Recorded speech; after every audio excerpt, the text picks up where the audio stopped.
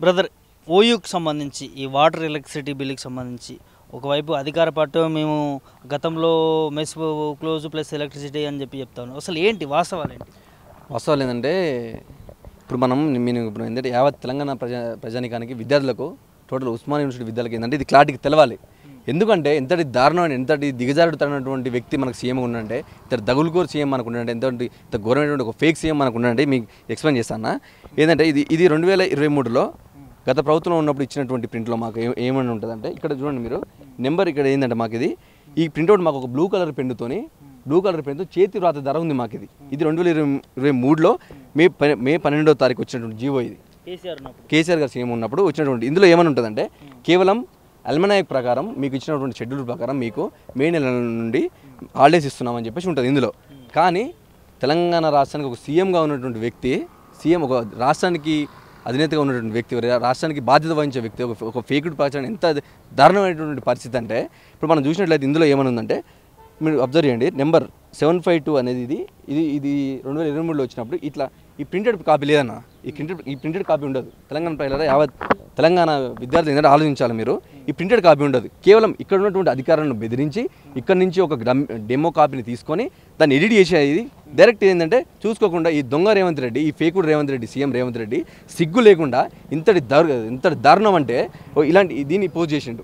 అయితే ఇది ఏమంటుందంటే, ఇప్పుడు మా విద్యార్థి నాయకులు కొంతమంది మేము దీన్ని వివరించి దీని గురించి సంబంధించిన ఇన్ఫర్మేషన్ గ్యాదర్ చేసుకున్న తర్వాత దీన్ని మేము సోషల్ మీడియాలో పోస్ట్ చేసిన తర్వాత కొందరు మా మిత్రుల పైన కేసులు పెట్టి కొందరు ఏంటంటే ఒకరిని జైలు పంపే ప్రయత్నం చేశారు. ఇప్పుడు ఏమైందంటన్నా, ఒక వ్యక్తిని జైలుకు పంపాలంటే ఎప్పుడు పంపించాలి? ఒక శిక్ష నిరూపణ అయిన తర్వాత ఆ వ్యక్తిని జైలుకు పంపించాలి కదా.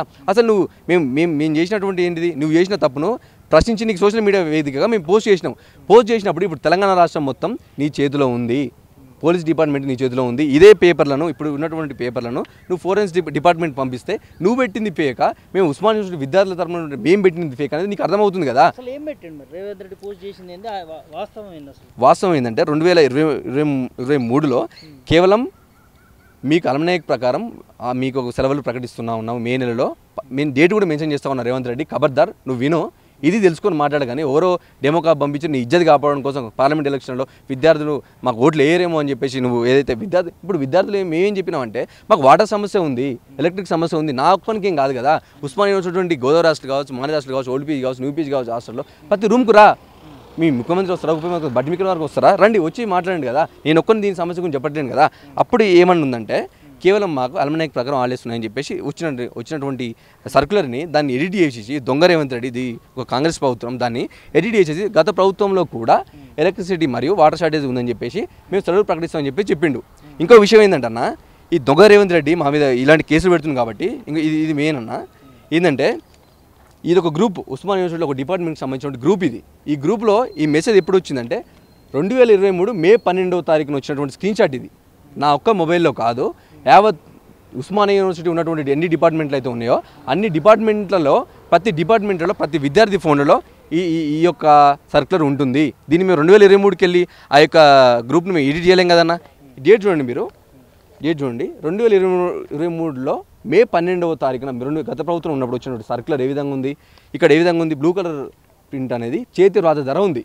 కానీ ఒక రేవంత్ రెడ్డి ఇచ్చిన దాంట్లో ఏముంటుంది, ఇక్కడ ఉన్నటువంటి ఏంటంటే ఇది ఒక సిస్టంలో టైప్ చేసినట్టు ఉంటుంది. ఇది ఇక్కడ దొరికిపోయింది దొంగ రేవంత్ రెడ్డి. అయ్యా రేవంత్ రెడ్డి గారు సిగ్గు తెచ్చుకో. ఎప్పుడైనా నువ్వు మాకు వాటర్ షార్టేజ్ ఉంది, ఎలక్ట్రిసిటీ ఉంది అన్నప్పుడు దాని గురించి విచారించి ఒక ఓయూ అధికారులను పిలిచి ఇది నిజమేనా వాస్తవేనా అని చెప్పేసి మా సమస్యలను తీర్చాలి. కానీ నీ ప్రభుత్వాన్ని కాపాడడం కోసం, నీ ప్రభుత్వం బ్లేమ్ కాకుండా ఉండడం కోసం ఒక ఫేక్ జీవన్ కేర్ చేస్తే సిగ్గుండాలి కదా నీకు కొంచెమైనా.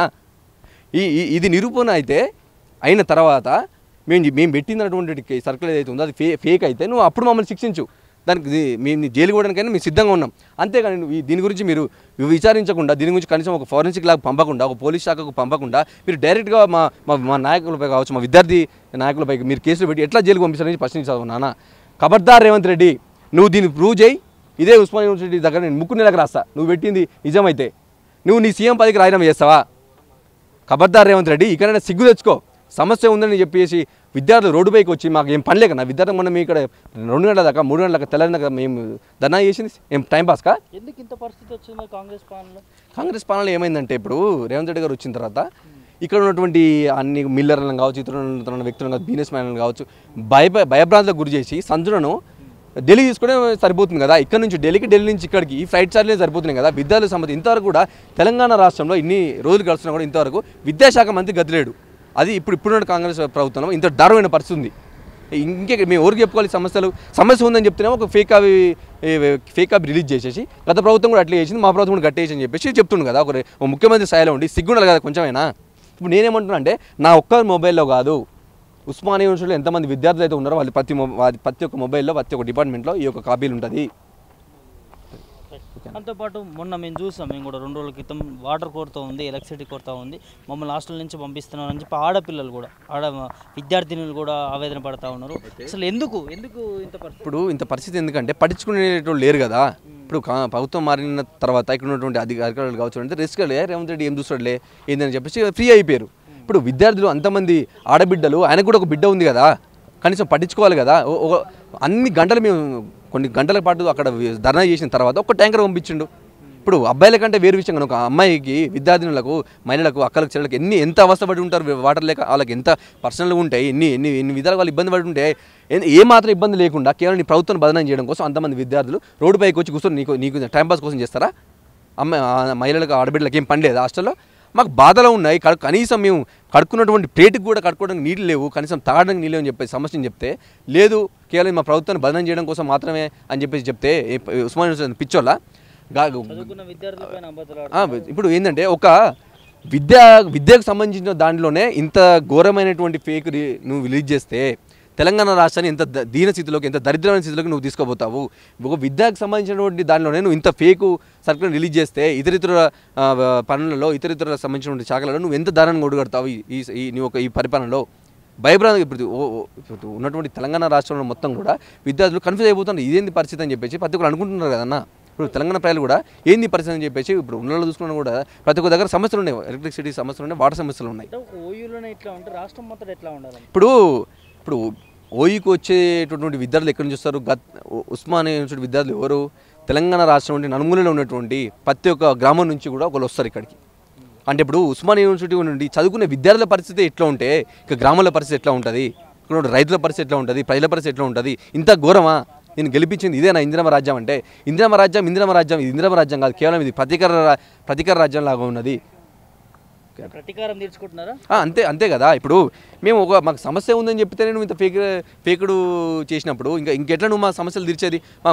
మారితే అని చెప్పేసి ఏదో ఒకటి జరుగుతుందని చెప్పేసి కదా మీకు ఓట్లేసి గెలిపించినటువంటి విద్యార్థులను నువ్వు పట్టించుకోకుండా ఇదే ఉస్మానియా విద్యార్థులే కదా నువ్వు ఎన్నోసార్లు నువ్వు వాళ్ళని రెచ్చగొట్టి గత ప్రభుత్వం పైన నెగిటివ్ టాక్ తీసుకోవాలని చెప్పేసి ఇదే ఉస్మానియా యూనివర్సిటీ విద్యార్థులను కదా నువ్వు ఉపయోగించుకున్నది. ఇప్పుడు అదే అప్పుడు వాడుకొని ఈరోజు మాకు సమస్య ఉందంటే నువ్వు కనీసం ఒక్క ట్యాంకర్ పంపిస్తూ అక్కడ ఉన్న వీసీ గారితో మాట్లాడి ఇదా పరిస్థితి? ఒక ఆడబిడ్డలకు నువ్వు ఇచ్చేటువంటి విద్యార్థులను ఆదుకునే పరిస్థితి ఇదా నీ హయాంలో? సిగ్గుండాల కొంచెమైనా. ప్రజాపాలన అని చెప్తాడు కదా. ఏది ప్రజాపాలన? ఎక్కడ జరుగుతుంది ప్రజాపాలన? కేవలం కొన్ని రోజులు ప్రజా దర్బార్ అని చెప్పేసి అక్కడ పెట్టిండు, అక్కడ భవన్ దగ్గర. ఎన్ని రోజులు జరిగింది అది? ఒక్కరోజు 2 రోజులు ఆయన హైప్ కోసము, ఎలివేషన్ రావడం కోసము ఏదో పెద్ద చేంజ్ చేసిన, ఒక గేట్ కొట్టిన, గత ప్రభుత్వం పెట్టిన గేట్ అని మళ్ళీ అదే ప్రభుత్వం వచ్చిన, అదే కాంగ్రెస్ నాయకులు వచ్చారు, చేంజ్ చేసి తప్ప ఇప్పుడు ఎవరు కూర్చుంటారు అదే ప్రగతి భవన్లో? ఇప్పుడు ఏ ఎమ్మెల్యే కూర్చుంటున్నాడు ప్రతి శుక్రవారం కావచ్చు, గురువారం కావచ్చు, ఎవరు కూర్చుంటారు ఇప్పుడు అక్కడ?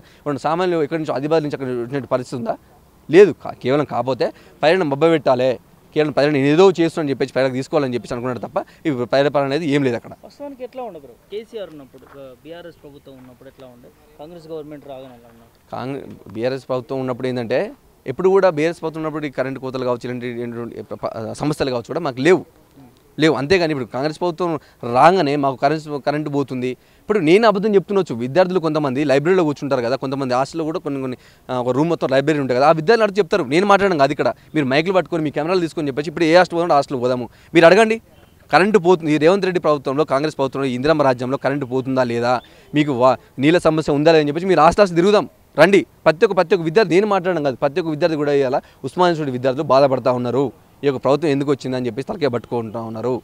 మార్పు కావాలని కోరుకున్నారు. ఇప్పుడు మార్పు అంటే ఏం మార్పు వచ్చింది? కేవలం ఆయన ప్రోటోకాల్ పెరిగింది, ఆయన ఆశలు పెంచుకోవడం కోసం కావచ్చు, ఆయన పార్టీకి సంబంధించిన ఫండ్లు పెంచుకోవడం జరుగుతుంది తప్ప అటు విద్యార్థులు కావచ్చు, ప్రజలను కావచ్చు, ఎవరికైనా పట్టించుకుంటుంది ప్రభుత్వం? లేదు కదా. ఇస్తున్నటువంటి ఇప్పుడు ఈయన వచ్చినటువంటి 100 రోజులు అవుతుంది కదా, 100 రోజులు అవుతుంది కదా, ఇస్తారన్న గ్యారంటీ ఏమని చెప్పిండు ఆయన మేనిఫెస్టోలో? 100 రోజులలో ఇవి తీర్చబడునని చెప్పిండు. ఏ ఒక్క గ్యారంటీ నెరవేర్చిండు? ఫ్రీ బస్ వలన ఎంత నష్టం జరుగుతూ ఉన్నది. ఒక రకంగా ఇప్పుడు మనం రోజు గొడవ మీరు సోషల్ మీడియా చూసినట్టయితే అటు మా భార్య కోసం సీట్ కోసం అని చెప్పేసి కొట్టుకోవడం, మహిళలు కొట్టుకోవడం, ఇది ప్రజాపాలన అంటే ఇదా ఫ్రీ బస్ అంటే? ఇప్పుడు నువ్వు ఇస్తున్నటువంటి ఫ్రీ బస్ అని పెట్టినావు, అదే పథకంలో అదే మహిళకు సంబంధించిన పథకంలో నువ్వు ప్రతి ఆడబిడ్డకు 2,500 ఇస్తా ఉన్నావు, ఇచ్చినావా? లేదు. ప్రతి ఆడబిడ్డకు ప్రతి విద్యార్థికి నువ్వు ప్రతి మహిళకు ఎలక్ట్రిక్ స్కూటీ ఇస్తావా? ఇచ్చినావా? లేదు. అది పోయింది. ఇంకేంటంటే ప్రతి ఆడబిడ్డకు 2,500 ఇస్తావా? అది లేదు. ప్రతి ఒక్క తెలంగాణలో ఉన్నటువంటి ప్రతి విద్యార్థికి నువ్వు ఒక కార్డు లాగా పెట్టి ప్రతి విద్యార్థి అకౌంట్లో 5 లక్షల రూపాయలు వేస్తా ఉన్నావు. ఆ 5 లక్షల రూపాయలతో నువ్వు బీటెక్ చదివితే నువ్వు డొనేషన్ ఇచ్చుకో, లేకపోతే ఇంటర్ కాలేజ్ చదివితే నీకు కాలేజ్ ఫీజు కట్టుకున్నాడు కదా, 5 లక్షలు నిరుద్యోగ వృత్తి ఒకరిని అడుగుతున్నామో, ఇప్పుడు ఉన్నటువంటి ఉప ముఖ్యమంత్రి అడుగుతున్నా మేము ఇప్పుడు చెప్పినా అంటాడు. అదే సంబంధించినటువంటి వాళ్ళ ప్రియాంక గాంధీ గారు ఇక్కడ పెట్టినటువంటి సభలో, అంత పెద్ద సభలో అక్కడ దేశ రాజకీయాల్లో ముఖ్యమైన వ్యక్తే మేము ఇస్తానని చెప్పిన అంటారు. ఇప్పుడున్నటువంటి నాయకులు, ఇక్కడ ఉన్నటువంటి సీఎం గారు మేము ఎప్పుడని చెప్పేసి అంటాడు. వీడియో ప్రూఫ్లు ఉంటాయి. ఇది ఎక్కడి దౌర్భాగ్యం పరిస్థితి. వీడియో ప్రూఫ్లు ఉంటాయి, ఆడియో ప్రూఫ్లు ఉంటాయి. మీరు చెప్పినటువంటి మాటలు మేము మాట్లాడుతూ ఉంటే మేము ఎప్పుడు ఇచ్చిన అంటాడు. ఏ ఒక్క అంశం నెరవేర్చిన 500 రూపాయలు వంట గ్యాస్ అంటే గ్యాస్ ఇక్కడ పోయింది లేదు కదా. ఇంతటి దౌర్భాగ్యమైన పరిస్థితి. రేవంత్ రెడ్డి గారు త్వరలోనే విద్యార్థులు కావచ్చు, ప్రజలు కావచ్చు, ప్రతి ఒక్కరు కూడా నీ ప్రభుత్వానికి బుద్ధి చెప్పబోతా ఉన్నారు. ఖబర్దార్ రేవంత్ రెడ్డి.